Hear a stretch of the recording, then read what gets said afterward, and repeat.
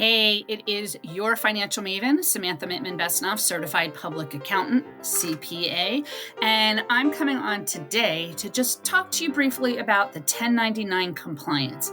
If you are an entrepreneur or a small business owner, this 1099 compliance, well, that's something you need to be aware of. You see, if you hire non-employees, vendors, independent contractors, gig workers that aren't your employees, you should be obtaining what's called a W-9 form. That form, along with the threshold, which is still $600 for 2025, even though the tax law has changed it to $2,000 threshold starting in 2026, you need to then send them either a 1099 NEC, non-employee compensation form, or a 1099 miscellaneous. So unless you know if they are a sole proprietor or a partnership or a corporation, you're not going to know if you need to send them that 1099.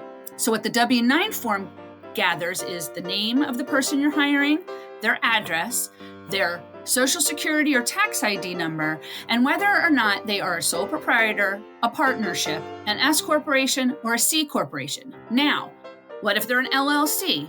Well, an LLC is only a legal business structure. So from a tax perspective, you're either a sole proprietor, single member LLC, a partnership LLC, or an S corporation LLC. These 1099s that you have to send at the end of the year, typically in January after the year that just closed. So for 2025, by the end of January 2026, you as the person that hired them are obligated to avoid penalties to file these 1099 forms. So if they are a sole proprietor or a partnership, and if their LLC is either a sole proprietor or partnership, you've paid them over $600, you're obligated to send that 1099. Now, it's really best business practice that before you even pay that vendor or that non-employee contractor or gig worker, get the W-9. Now, if you're paying your utility bill to like Comcast or T-Mobile, you really don't need to get the W-9 because you know that they're incorporated.